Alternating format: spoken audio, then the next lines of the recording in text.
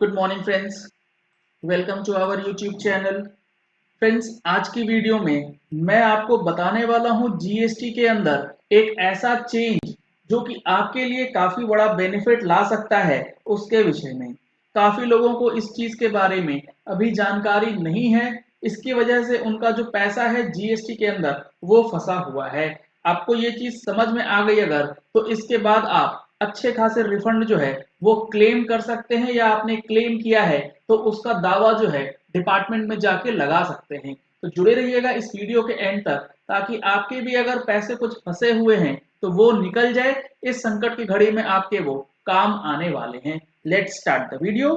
ये देखिए, मैंने ओपन करा है जीएसटी एक्ट का चैप्टर नंबर 11 जो बात करता है रिफंड। इसके अंदर सेक्शन 54 है। Section 54 basically procedure of refund जो है उसके बारे में डील करता है। इसका जो है एक सब सेक्शन है जिसमें बहुत बड़ा मेजर चेंज किया गया है, जिस पे आपको ध्यान देना बेहद जरूरी है, और वो है सब सेक्शन 6। सब सेक्शन 6 के अंदर जाने से पहले मैं आपको एक चीज बता दूं कि जब आप जीएसटी का रिफंड अप्लाई करते हैं तो उसका जो प्रोसेस है, आपको जीएसटी आरएफडी 01 में ऑनलाइन एप्लीकेशन डालना होता है, और उसके 15 दिन के अंदर जो आपका ऑफिसर है, जुरिस्डिक्शनल प्रॉपर ऑफिसर, उसको वो एक्नॉलेज करेगा कि आपने जो रिफंड एप्लीकेशन लगाया है वो रिफंड एप्लीकेशन जो है वो एज पर the act and prescribe rules है या नहीं। यानी कि जो डॉक्यूमेंट्स आपको लगाने हैं वो सारे डॉक्यूमेंट्स आपने लगाए या ना लगाए, उसको वो चेक करेगा। अगर वो सेटिस्फाइड है तो वो 15 दिनों के अंदर जो है आपको एक्नॉलेजमेंट देगा। अगर उसको कुछ डेफिशिएंसी लगती है तो वो डेफिशिएंसी मेमो जो है 15 दिन के अंदर ही उसको करना है। दोनों में से कोई एक काम उसको करना पड़ेगा। अगर नहीं होता है तो सिस्टम ऑटोमेटिकली उसको जो है एक्नॉलेजमेंट जनरेट कर देता है आरएफडी 02 में। अब आरएफडी 02 आ गया, यानी कि आपके एक्नॉलेजमेंट रिसीव होने के बाद अब यहां से जो आपका सैंक्शन और प्रोसेस का काम है रिफंड का, वो चालू हो जाता है। अब यहाँ पे 60 डेज का पीरियड दिया जाता है कि आपका एक्नॉलेजमेंट तो आ गया। जब एक्नॉलेजमेंट आ गया दैट मीन्स जिस दिन आपने रिफंड अप्लाई किया उसके 60 डेज के अंदर आपको रिफंड मिलना चाहिए।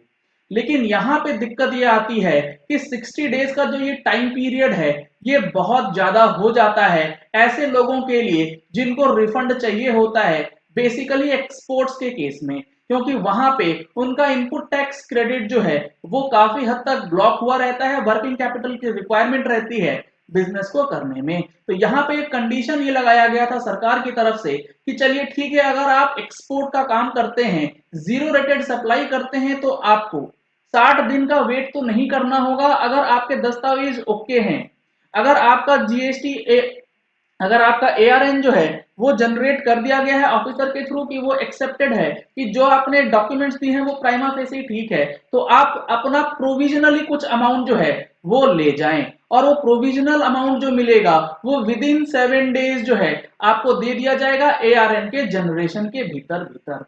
अब यहाँ पे जो सबसे बड़ा चेंज हुआ है वो बताने से पहले अब देखते हैं सब सेक्शन 6 क्या कहता है। Not with standing anything contained in sub section 5। Sub section 5 के अंदर वही बातें लिखी गई है जो मैंने आपको अभी बताया है, कि आपको जो है सारी चीज सेटिस्फाई होने के बाद रिफंड ऑर्डर दिया जाता है ऑफिसर के द्वारा। द प्रॉपर ऑफिसर में in the case of any claim for refund on account of zero rated supply of goods or services or both made by the registered person other than such category of registered person as may be notified by the government on the recommendation of the council, refund on a provisional basis 90% of the total amount so claimed, excluding the amount of input tax credit provisionally accepted in such manner and subject to such conditions and limitations as may be prescribed, and thereafter make an order under subsection 5 for final settlement of the refund claim after due verification of the documents furnished by the applicant। ये कहता है subsection 6 of section 54। मतलब ये हुआ कि अगर आप zero rated supply कर रहे हैं, गुड्स की हो या सर्विसेज की हो या दोनों की। जीरो रेटेड सप्लाई का मतलब होता है एक्सपोर्ट ऑफ गुड्स और सर्विसेज और बोथ, चाहे वो विद पेमेंट ऑफ टैक्स हो या विदाउट पेमेंट ऑफ टैक्स हो, या फिर सप्लाईज टू एसईजेड डेवलपर या एसईजेड आपका जो है यूनिट्स को आप सप्लाई करते हैं, दोनों ही केस में आपका जीरो रेटेड सप्लाई होता है। इस सिचुएशन में जब आप रिफंड क्लेम करते हैं, तो रिफंड क्लेम करने के बाद जब आपका जीएसटी आरएफडी 02 इशू हो जाए, उसके 7 डेज के अंदर यह बताया गया है कि जितना इनपुट टैक्स क्रेडिट का आप रिफंड क्लेम करेंगे, उसका आपको प्रोविजनल रिफंड जो है वो दे दिया जाएगा in terms of sub section 6, और वो जो होगा 90% ऑफ द रिफंड क्लेम होगा। रिफंड क्लेम जो आपका एलिजिबल होगा उसका 90% आपको दे दिया जाएगा, और जब फाइनल रिफंड आएगा तो जितना अमाउंट आपको दे दिया गया है बाकी एडजस्ट करके आपका बैलेंस अमाउंट जो है आपको पे किया जाएगा। लेकिन यहां पे दिक्कत क्या आ रही थी, प्रोविजनल रिफंड डिपार्टमेंट इशू नहीं कर रहा था। वो ये कह रहा था कि आपको प्रोविजनल रिफंड कब मिलेगा, प्रोविजनल रिफंड आपको तब मिलेगा और उस अमाउंट का मिलेगा जो आपने जीएसटी रिटर्न्स के अंदर इनपुट टैक्स क्रेडिट में क्लेम किया, और उस क्लेम में से आप वो अमाउंट निकाल दें जो आपने प्रोविजनली एक्सेप्ट करा है। अब यहां पर देखिए क्या हो रहा है, यहां जो वर्डिंग्स लिखी गई है, of the total amount so claimed excluding the amount of input tax provisionally accepted. अब ये जो प्रोविजनली एक्सेप्टेड का क्लॉज है, ये क्यों है?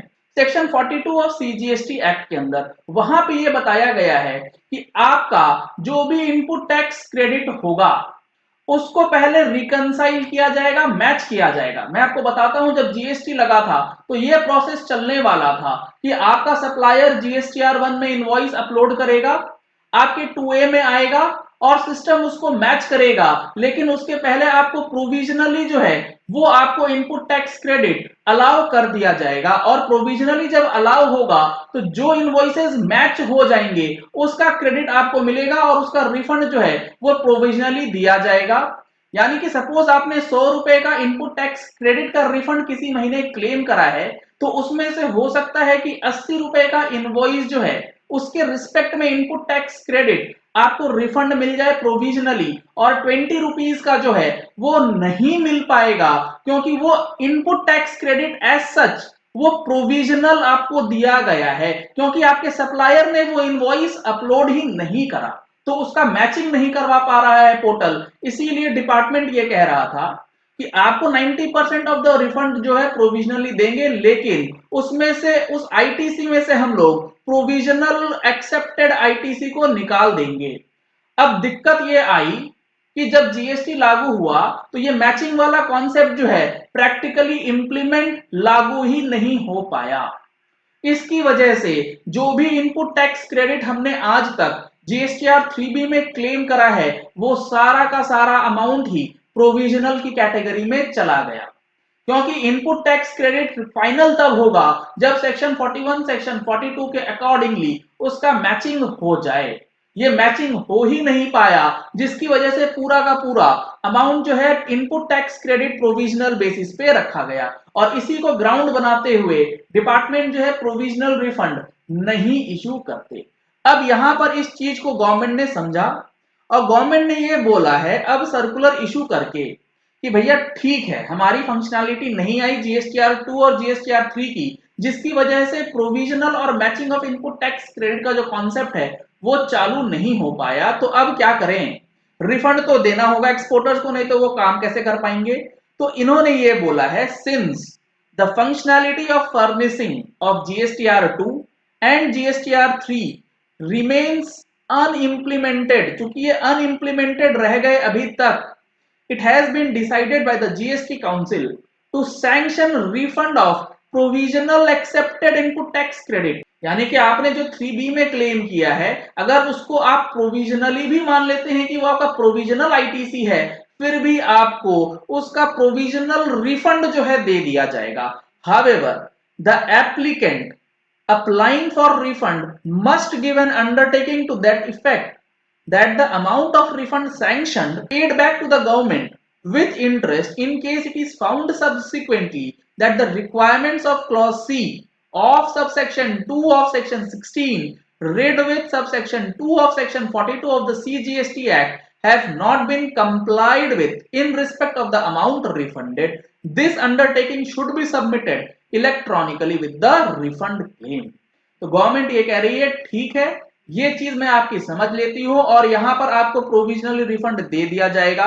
जो भी आप इनपुट टैक्स क्रेडिट 3B में क्लेम करते हैं, जो आपका एलिजिबल रिफंड बनेगा उसका 90%। लेकिन क्योंकि यहां पर अभी मैचिंग वाला काम नहीं हो पाया है, तो आपसे हम ये लिखवा करके ले लेंगे कि इन ड्यू कोर्स जब ये हम लोग चेक करेंगे कि जो इनवॉइसेस का क्रेडिट आपने लिया और सब्सिक्वेंटली रिफंड डाला और उसका 90% रिफंड ले भी लिया है प्रोविजनली, वो पता लगा कि in terms of section 16 sub section 2 clause C, यानी कि उस इनवॉइस का जो टैक्स है वो पे किया गया है या नहीं, और कॉरेस्पॉन्डिंगली 42(2) के अंदर अगर वो मैच नहीं होता है, अपलोड नहीं होता है, तो आपको वो रिफंड जो है वापस करना होगा अलोंग विथ इंटरेस्ट। और ये डिक्लेरेशन आपको अपलोड करना होता है at the time of refund application. तो ये बहुत इंपॉर्टेंट चेंज है जो किया गया है। अगर आपका रिफंड जो है जीरो रेटेड सप्लाई से रिलेटेड है और आपका ARN आ चुका है, तो आप with in 7 days provisional refund के लिए एलिजिबल हैं। अगर आपको नहीं मिला है तो आप जाकर के डिपार्टमेंट से ले सकते हैं इस सर्कुलर को दिखाते हुए। चलिए इस वीडियो को यही एंड करते हैं। आशा करते हैं कि आपको ये वीडियो पसंद आया होगा। अगर आपको ये वीडियो पसंद आया तो इस वीडियो को लाइक और शेयर करना मत भूलिएगा, ताकि मैक्सिमम लोगों तक ये इन्फॉर्मेशन पहुंच जाए कि जीएसटी के अंदर आपके फायदे की बात जो है वो क्या है और किस तरीके से काम किया जाएगा। अगर आपने हमारे चैनल पे फर्स्ट टाइम ट्यून इन किया है तो चैनल को सब्सक्राइब करने के लिए नीचे दिए गए रेड कलर के सब्सक्राइब बटन को प्रेस कीजिए, साथ में जो बेल आइकन है उसे ही प्रेस कर लीजिएगा ताकि वीडियोस की नोटिफिकेशंस आप तक रेगुलरली पहुंचती रहें। Thank you and have a nice day.